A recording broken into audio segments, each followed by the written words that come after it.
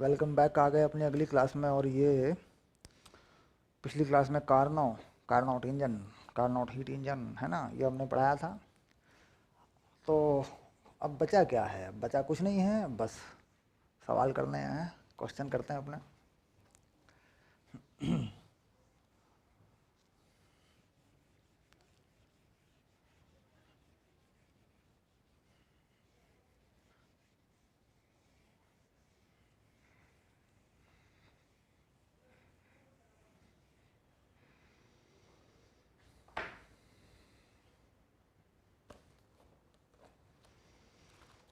NCERT पाठ्य पुस्तक आ गई है मेरे हाथ में। और ये बिल्कुल पहला सवाल इस चैप्टर में 10 सवाल है, बस सिर्फ 10 सवाल हैं, कोई उदाहरण नहीं है।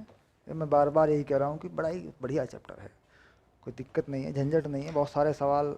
एक्चुअली क्या होता है कि मैंने एक बात बताई थी आपको कि मान लीजिए ये चैप्टर देखिए इंपॉर्टेंट क्यों है। इसमें एनसीईआरटी में ये 3 चैप्टर्स के रूप में दिया गया है। ऊष्मागतिकी है, काइनेटिक थ्योरी है, इससे पहले उसकी सीपीसीबी को डिफाइन करते हैं। मान लीजिए 2 चैप्टर तो हो ही गए।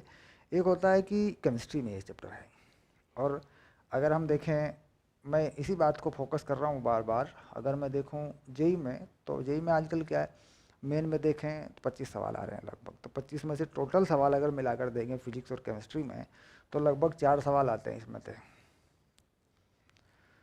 और अगर नीट में देखें तो इसका वेटेज ज़्यादा है। केमिस्ट्री और फिजिक्स दोनों में मिलाकर बता रहा हूँ मैं, क्योंकि मिला जुला है, कंसेप्ट उसी तरीके से है। If you don't know about thermodynamics, that you can't relate it to physics, you can't relate it to chemistry. अगर थर्मोडायनामिक्स के बारे में पूरी जानकारी नहीं रखते आप, तो फिजिक्स केमिस्ट्री में मिलाना मुश्किल हो जाता है। इसको फिर कंफ्यूज हो जाती है, पूरा ही समझना पड़ता है इसको। तो नीट में इसमें मैंने कहा 7 क्वेश्चन आते हैं 45 में से, दोनों में मिलाकर। तो हमें क्या करना, फिजिक्स केमिस्ट्री का हमारा क्या भेदभाव है, हमें 7 सवाल मिल रहे हैं थर्मोडायनामिक्स में। तो इसलिए ये चैप्टर बहुत ज़्यादा इंपॉर्टेंट हो जाता है, इसको समझना।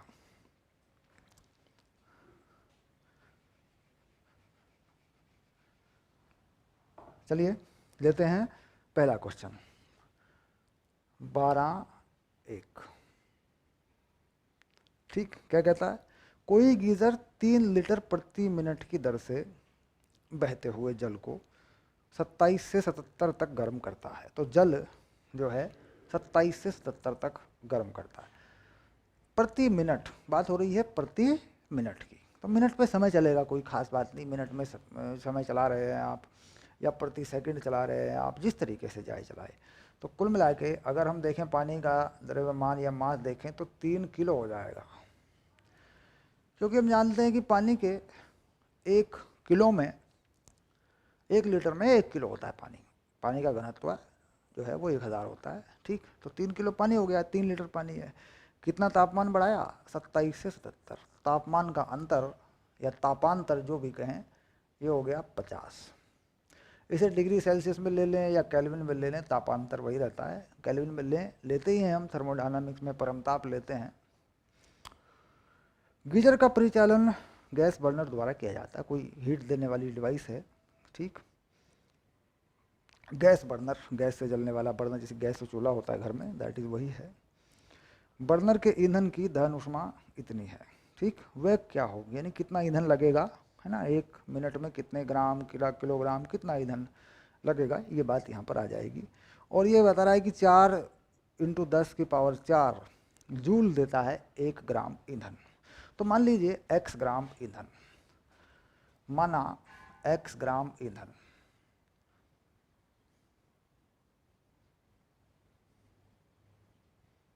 ठीक, प्रति मिनट खर्च होता है। ठीक, तो ईंधन द्वारा दी गई ऊष्मा और पानी द्वारा ली गई ऊष्मा, ये बेसिक सा कॉन्सेप्ट है। तो हम लिख देते हैं ईंधन द्वारा दी गई ऊष्मा और पानी द्वारा ली गई ऊष्मा।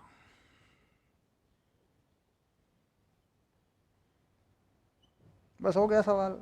ठीक है, अब ईंधन की ऊष्मा 1 ग्राम से कितनी मिलती है ये दे रखी है आपको।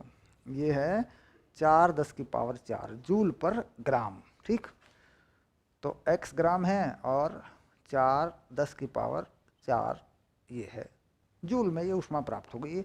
ईंधन का द्रव्यमान ग्राम में लिया है क्योंकि ये ग्राम में दे रखा है, जूल पर ग्राम में ये ऊष्मा दे रखी है। अगर किलोग्राम में ले दी होती तो हम किलोग्राम में मान लेते। 1 मिनट में ये सब हो रहा है, 1 मिनट की बात हो रही है। पानी कितनी लेगा, तो पानी की हीट का या किसी पदार्थ की हीट का सामान्य सा फार्मूला होता है m/s∆T। हीट का जो सूत्र होता है क्या होता है, इसे क्या लिख देते हैं, ΔQ। ये होता है m/s∆T। तो पानी का कितना है, पानी का है 3 किलो, और पानी की हीट कैपेसिटी जो होती है सामान्यतः वो 4.19 लगा देते हैं अपन, 4.19, 10⁻³ लगेगा ये, क्योंकि ये जूल पर ग्राम होती है। देखो 4.19 किस में होता है, जूल पर ग्राम में होता है, लेकिन ये किलोग्राम है तो किलोग्राम की लगा दी। कितना तापमान लगा दिया, 50 लगा दिया, तो x का मान निकल के आ गया 16 ग्राम। बस आंसर आ गया 16 ग्राम प्रति मिनट, 16 ग्राम प्रति मिनट ऐसे लिख देते हैं। लो ये उत्तर हो गया, इसको हल कर लो, इनको गुणा कर लो, भाग कर लो, उत्तर आ गया। ठीक, ये बेसिक कॉन्सेप्ट पहला सवाल है। ठीक है, चलिए आगे बढ़ते हैं।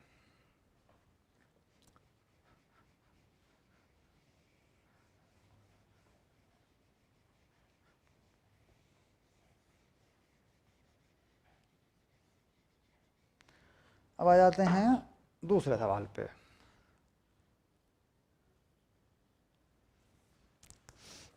पढ़ दो। स्थिर दाब पर ध्यान रखना, स्थिर दाब पर। अब स्थिर दाब पे मैं तुम्हारा ध्यान लूंगा थोड़ा सा। स्थिर दाब पर, स्थिर दाब पर एक चीज इस्तेमाल होती है, सीपी। सीपी होती है Cv+R, Cv। ठीक, कौन सी गैस है पढ़ लेते हैं, नाइट्रोजन गैस है। तो नाइट्रोजन गैस कैसी है, द्विप्रमाणिक है। इसका Cv होता है 5R/2, एक R, तो Cp हो गई 7R/2। बस ये है मोलर हीट कैपेसिटी। अब ये कहता है नाइट्रोजन 2×10⁻² किलोग्राम है। तो अब जरूरत पड़ेगी नाइट्रोजन के मोल, नाइट्रोजन के मोल। ठीक, इसे n लिखते हैं, कितना है 2×10⁻² किलोग्राम है, तो ग्राम बना देते हैं।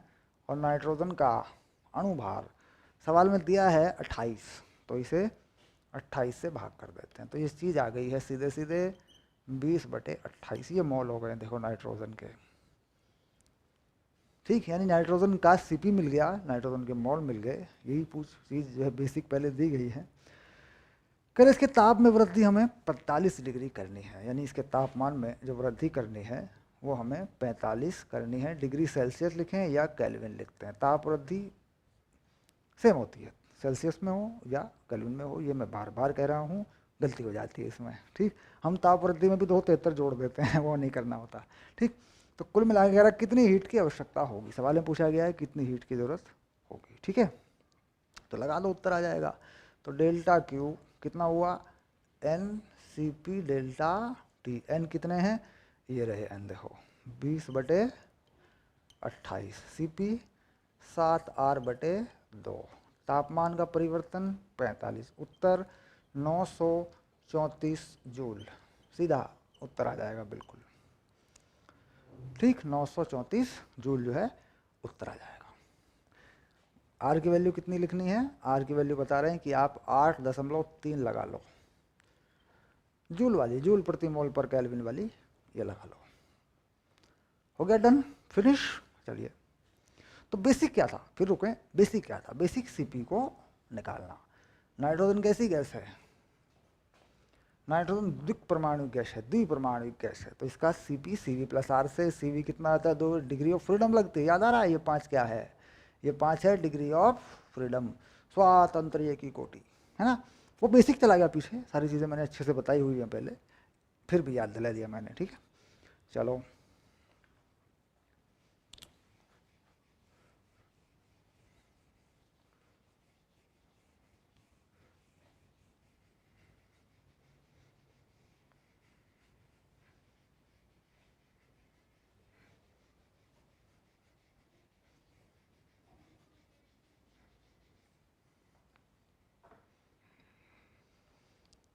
3 12 3।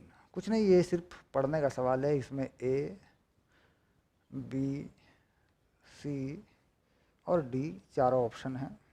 ठीक, विचार करने की बात है। कहता है भिन्न भिन्न तापों T1 T2 पर दो पिंडों को यदि उसमें संपर्क में लाया जाए तो क्या यह आवश्यक नहीं है कि उनका अंतिम ताप T1 प्लस T2/2 आवश्यक नहीं है। कह देंगे आवश्यक नहीं है, क्योंकि पदार्थों की मात्रा भिन्न हो सकती है, भिन्न हो सकती है। ठीक, और उनकी विशिष्ट ऊष्माएं भी भिन्न हो सकती हैं। तो ताप का, मिश्रण के ताप का एक सूत्र है।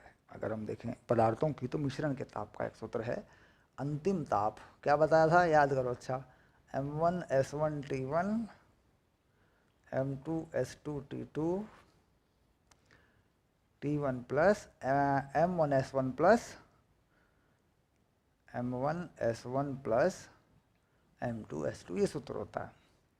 तो जाहिर सी बात है कि इस सूत्र से T1 प्लस T2/2 तभी आएगा जब M1S1 बराबर M2S2 यदि, ठीक, तो T जो है वो होगा T1 प्लस T2/2। ठीक, ये तो चीज़ है MS1 MS, क्या बोलते हैं बताओ, इसको याद आ रहा है? इसे बोलते हैं जल तुल्यांक। खैर यहाँ इसकी ज़रूरत नहीं है, जल तुल्यांक कहते हैं। सर याद नहीं आया, कोई बड़ी चीज़ नहीं, बताए कोई फ़ायदा नहीं है। ठीक है, पर बता दिया है कि जल तुल्यांक कहते हैं, कैलोरीमीटर में देखा करते थे इसको। चलिए, पहला सवाल हुआ, कारण बता दिया कि सब मात्राएं भिन्न होंगी और उनकी विशिष्ट ऊष्माएं भी भिन्न हो सकती हैं। चलिए बी पढ़ लो। रासायनिक या नाभिकीय संयंत्रों में शीतलक अर्थात द्रव जो संयंत्र के भिन्न भिन्न भागों को अधिक गर्म होने से रोकता है कि विशिष्ट ऊष्मा अधिक होती है। क्यों होती है? क्योंकि यह अधिक ऊष्मा ग्रहण कर सकता है, अधिक ऊष्मा ग्रहण कर सकता है। क्यों? क्योंकि ऊष्मा क्या होती है? ऊष्मा होती है समानुपाती विशिष्ट ऊष्मा के। ऐसे भी फॉर्मूला था MS डेल्टा T, तो S अधिक होगा तो अधिक ऊष्मा ले लेगा, है? कार को चलाते चलाते उसके टायरों में वायुदाब बढ़ जाता है। ठीक, तो क्या करेंगे? यांत्रिक कार्य,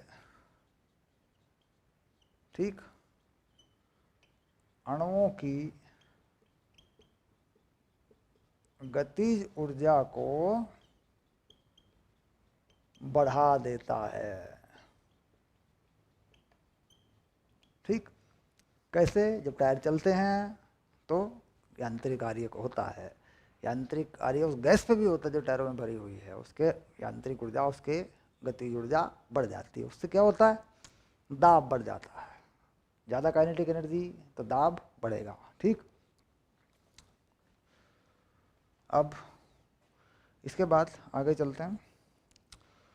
किसी बंदरगाह के समीप के शहर की जलवायु समान अक्षांश के किसी रेगिस्तानी शहर की जलवायु से अधिक शीतोष्ण होती है।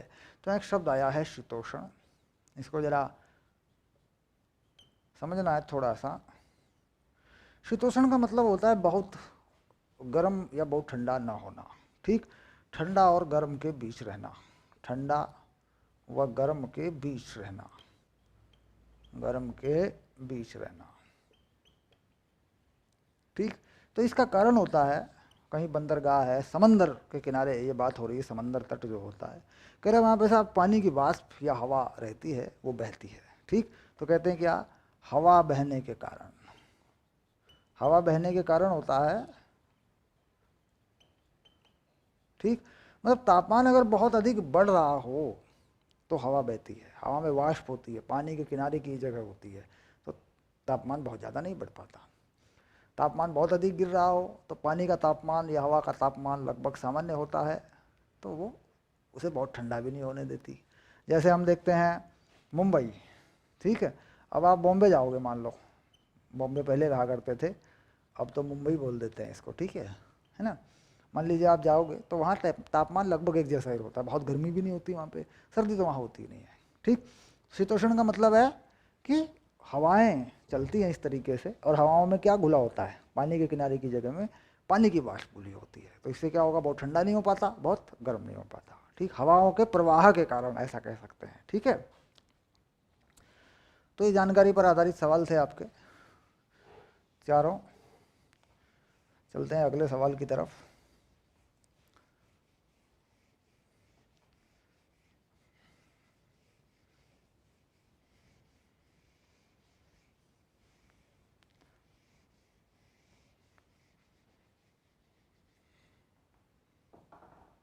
बारह चार।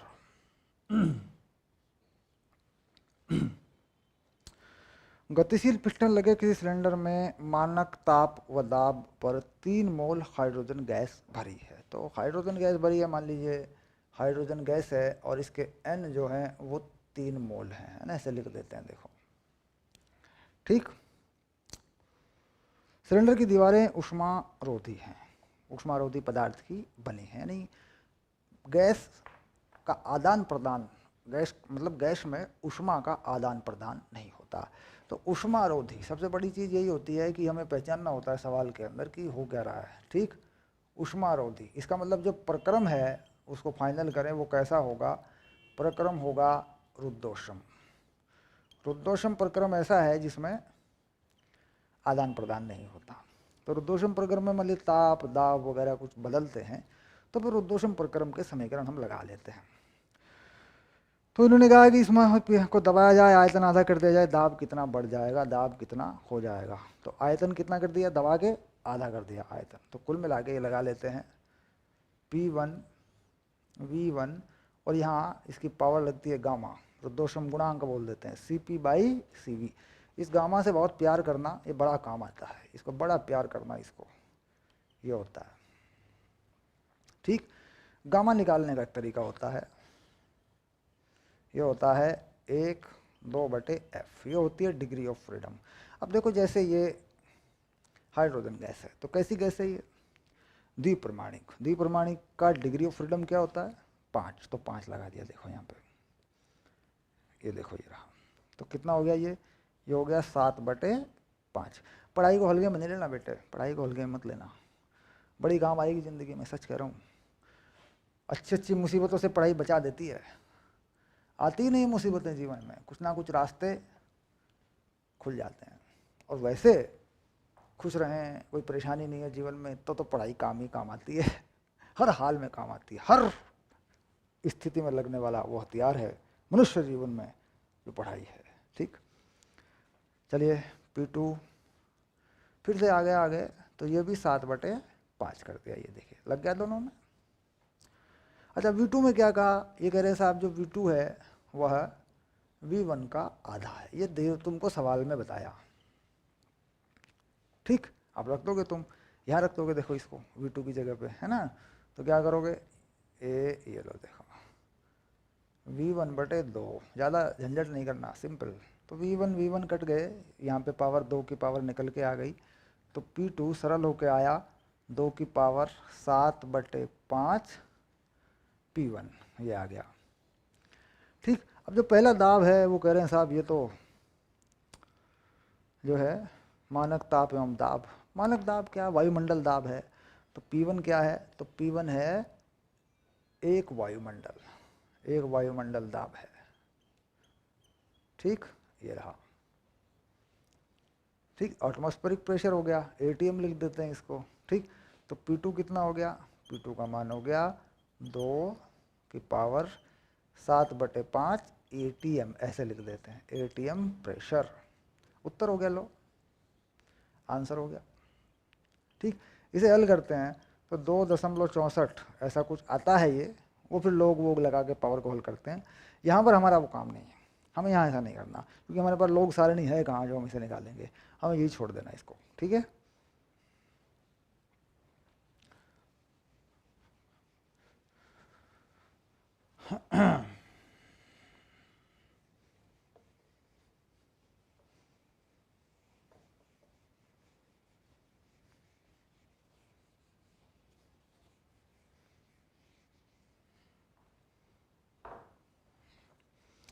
अब आता है 2, 12, 5।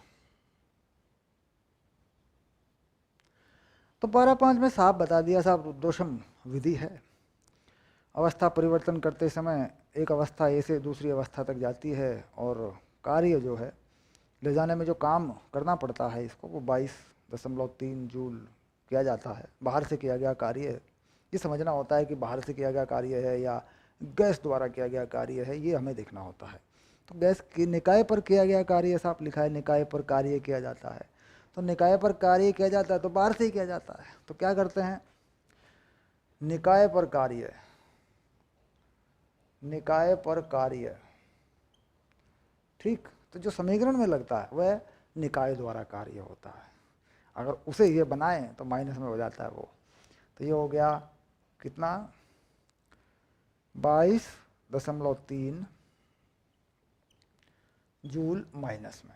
ये है गैस का कार्य, क्योंकि निकाय पर कार्य कैसा है, निकाय पर कार्य कैसा था, प्लस में था कितना, ये था 22.3 जूल।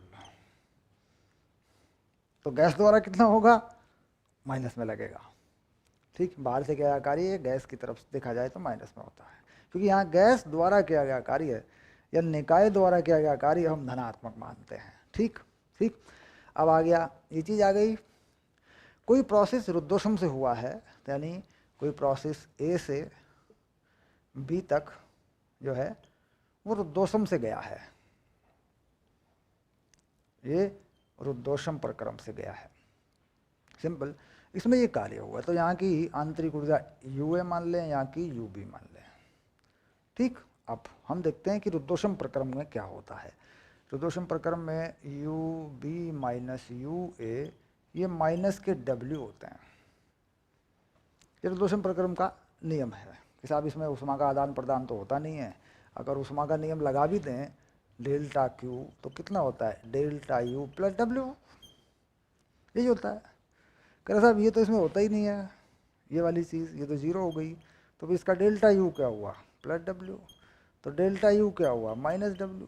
कहता ये होता है इसमें, यही नियम है इसका।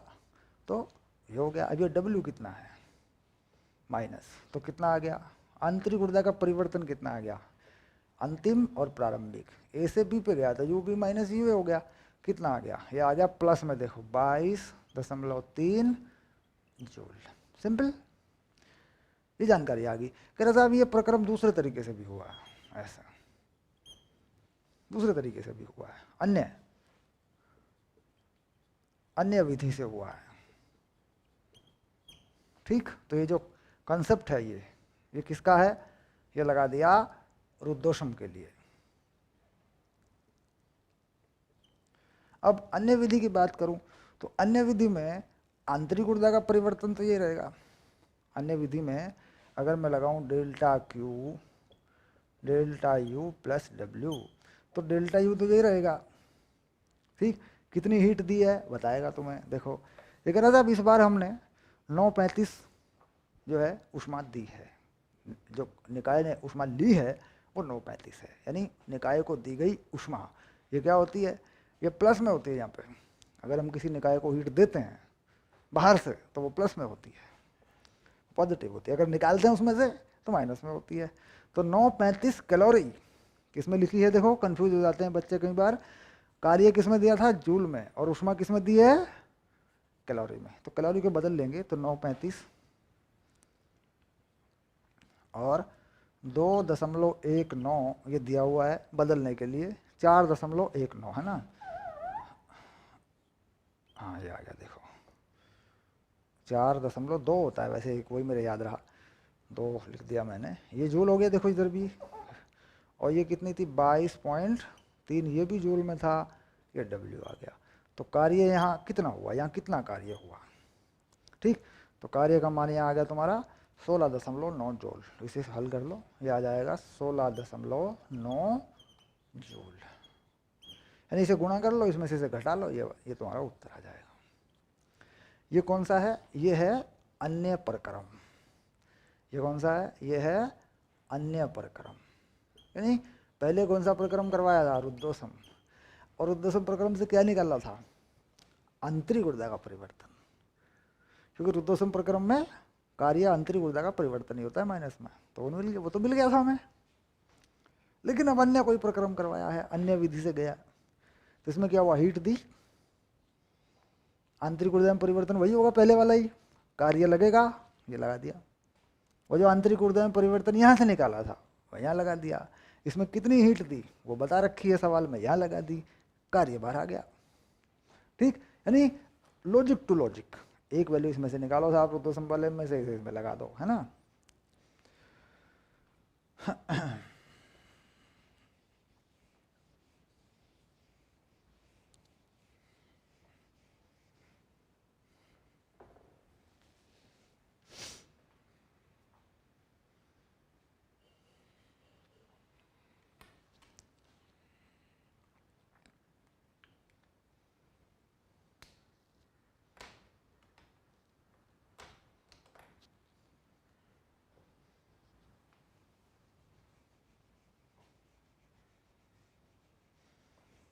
चलिए आगे देखते हैं, थोड़ा सा देखते हैं अगला सवाल क्या है। पूरे साल अगर पढ़ते हैं, रोज पढ़ते हैं, अगर पूरे साल पढ़ते हैं, रोज पढ़ते हैं, तो एट इज बड़ा कूल माइंड है। फिजिक्स, केमिस्ट्री, मैथ, बायोलॉजी, बड़ी कूल माइंड व्यवस्था है, बड़ी शांत स्वभाव के बच्चे होते हैं ना। पढ़ें आराम से 2 घंटे 3 घंटे 4 घंटे अपना सिस्टम बना दें और अपना रोज पढ़ें। अब क्या है, 4-5 दिन तक किताब उठा के नहीं देखी, इधर उधर एक हफ्ते में 1 दिन पढ़ रहे हैं, या फिर एग्ज़ाम नज़दीक आ रहे हैं तब पढ़ रहे हैं, तो बड़ी हड़बड़ाहट सी रहती है जीवन में। पूरे जीवन में यही चलता रहता है, फिर कोई नियम नहीं बनाया तो ऐसे ही चलता रहता है। ठीक, तो इसलिए नियम बनाएं पढ़ाने का, मतलब पढ़ने का अपना एक नियम बनाएं। 12/6 अब आ गया क्वेश्चन नंबर 6, थोड़ा सा अलग सवाल है, लिखने वाली बात है। कह रहा समान धारिता वाले 2 सिलेंडर हैं, समान धारिता वाले यानी 2 सिलेंडर है हमारे पास। सिलेंडर बना के थोड़ा सा देखते हैं कि भाई 2 सिलेंडर हमारे पास, देखो ऐसे बन जाएंगे। ये बना दिया एक, और कह रहा साहब इनके बीच में कोई स्टॉप कॉक है, यानी कोई वाल है जो खोल देंगे हम।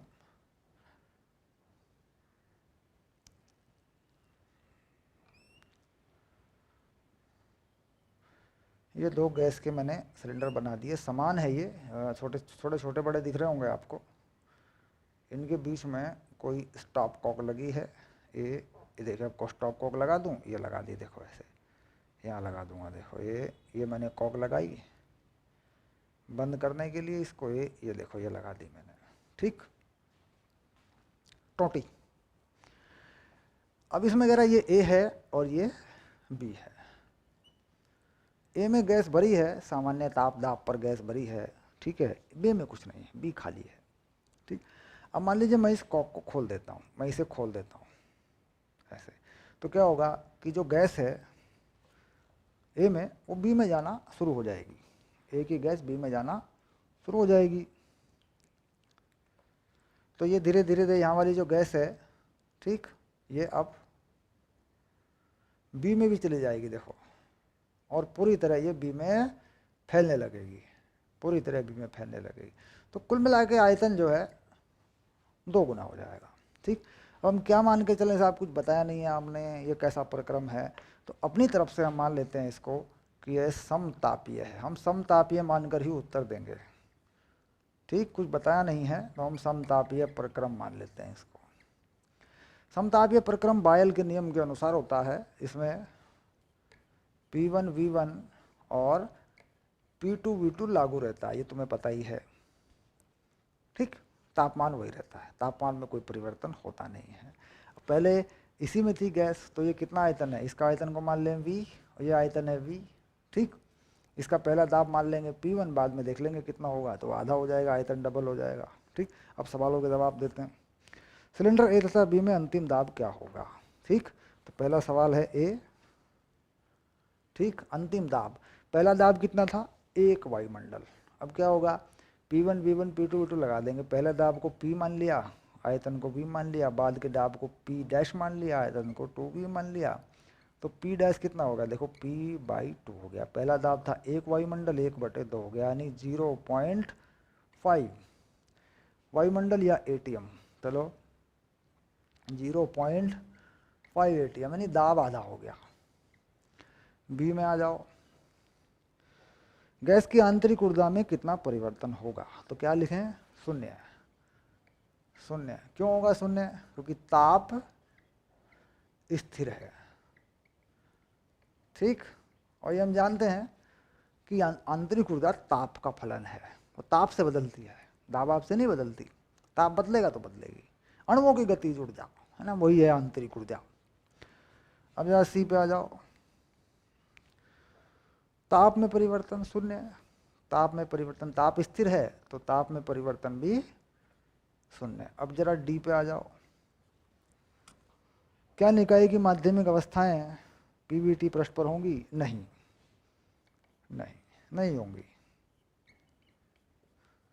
क्यों नहीं होंगी भाई, कारण पीवीटी के ग्राफ फॉलो नहीं करेगा, प्रारंभिक और अंतिम अवस्थाएं साम्य अवस्था हैं, बाद में तो बन जाएगी वही चीज, बीच में नहीं होगी, क्योंकि प्रक्रम तेजी से होते हैं, तीव्र गति से होते हैं। क्या लिख दिया, प्रक्रम तीव्र गति से होते हैं बच्चों, बस। अगर वही होना हो तो फिर क्या करना, धीरे धीरे होना चाहिए, उसे बोलते हैं स्थैतिकल्प, क्वासी प्रोसेस। स्थैतिकल्प प्रोसेस के बारे में बताया था मैंने, धीरे धीरे धीरे होते हैं, ठीक। तो एकदम से वाल्व खोलेंगे, एकदम से गैस भाग जाएगी तो नहीं बनेगा, ये डायग्राम के अनुसार नहीं बनेगा। अंतिम और प्रारंभिक अवस्थाएं नियमों के अनुसार होंगी, क्योंकि हमने मान लिया भाई तापमान स्थिर है, ठीक। तो ये हो गया साहब आपका 6 नंबर का सवाल, ठीक।